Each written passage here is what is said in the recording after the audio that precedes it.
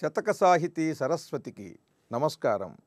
ఉదయాద్రి నిన్ను చూచినంత వెరపెంతో పారు, చీకట్టు వెంట తగుల్ని ప్రభకోడి, వానిదగు కూనల్ పాదులన్ నీడలై ఒదుగన్ వానిని రేయి తల్లి కడకోహో, తూర్పునన్ బంపు నీదు దయన్ నా తరమా గణింప గుణసింధూ సూర్యనారాయణ.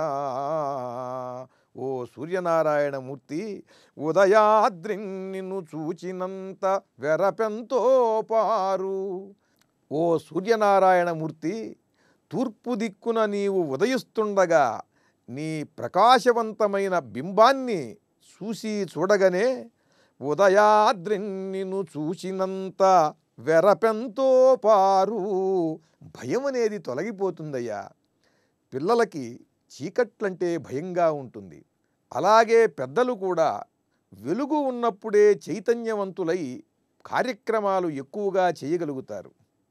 ఆ సూర్యుని కిరణముల నుండి వచ్చేటువంటి ఆ చైతన్య ప్రసారం వల్ల జీవులన్నీ కూడా ఉత్తేజం చెంది అవి తమ తమ కార్యక్రమాల్లో నిమగ్నమవుతాయి. తూర్పు దిక్కున ఈ సూర్యబింబాన్ని చూడగానే ప్రాతకాలంలో అందరి భయాలు కూడా తొలగిపోతాయి.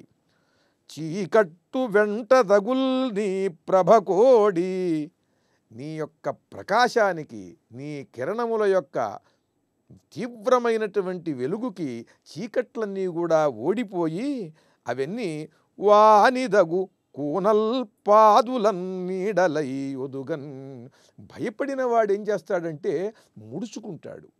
సహజంగా గెలిచినవాడు, పరాక్రమించిన వాడు గుండెలు విరుచుకుంటాడు. ఈ సహజమైనటువంటి తత్వం చాలా అద్భుతంగా వర్ణించారు ఇక్కడ ఈయన. సూర్యకిరణముల యొక్క ప్రకాశవంతమైనటువంటి ఆ పరాక్రమానికి ఈ చీకట్లన్నీ కూడా, అప్పటిదాకా దట్టంగా అలుముకున్న ఈ చీకట్లన్నీ కూడా ఓడిపోయి అవి వానిదగు కూనల్ పాదులన్ నీడలై ఒదుగన్. ఆ చీకట్లన్నీ కూడా ఈ సూర్యకిరణముల పరాక్రమానికి భయపడి పారిపోయినాయి. కానీ ఆ చీకట్ల పిల్లలు మాత్రం ఉన్నాయి.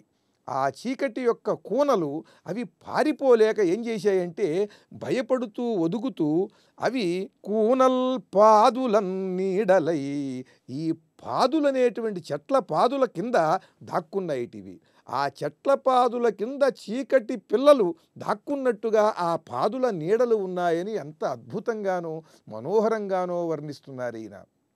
చీకట్లు సూర్యకిరణముల వలన భయపడి వాటి పరాక్రమానికి పారిపోతే ఆ చీకటి పిల్లలు, చిన్న చిన్న కూనలు అవి మాత్రం పారిపోలేక భయపడి ఈ పాదుల కింద అవి దాక్కున్నాయి అన్నట్లుగా ఆ పాదుల నీడలు చిన్ని చిన్ని చీకట్లుగా ఉన్నాయి అని వర్ణిస్తున్నారు. కూనల్ పాదులన్ నీడలై ఒదుగన్, అవి ఒదిగిపోయి ఉన్నాయి ఆ పాదుల వెనకాల. అప్పుడు చాలా దయాహృదయంతో ఈ సూర్యనారాయణమూర్తి వానిని రేయి తల్లి కడకోహో, తూర్పునన్ బంపు నీదు దయన్ నా తరమా గణింప గుణసింధూ సూర్యనారాయణ. ఈ సూర్యనారాయణమూర్తి దయార్ద్ర హృదయుడై ఆ చీకటి పిల్లలను ఇబ్బంది పెట్టకుండా ఆయన ఆ అస్తాద్రిని చేరుకుంటూ ఈ చీకటి పిల్లలన్నింటినీ కూడా మళ్ళీ తూర్పు వైపున ఉండేటువంటి ఈ చీకట్ల తల్లి దగ్గరికి వెళ్ళిపోయేటట్టుగా చేస్తున్నాడట. దయార్ద్ర హృదయుడైన శ్రీ సూర్యనారాయణమూర్తిని వేణోళ్ల వర్ణిస్తూ చక్కని తెలుగు పలుకుబడులతో గొప్ప శతకాన్ని వ్రాసి మనకు అందించిన శ్రీ అజ్జాడ ఆదిభట్ల నారాయణదాసు గారి సూర్యనారాయణ శతకంలోని మరి ఒక పద్యాన్ని గురించి రేపు ఉదయం తెలుసుకుందాం. జై సూర్యనారాయణ.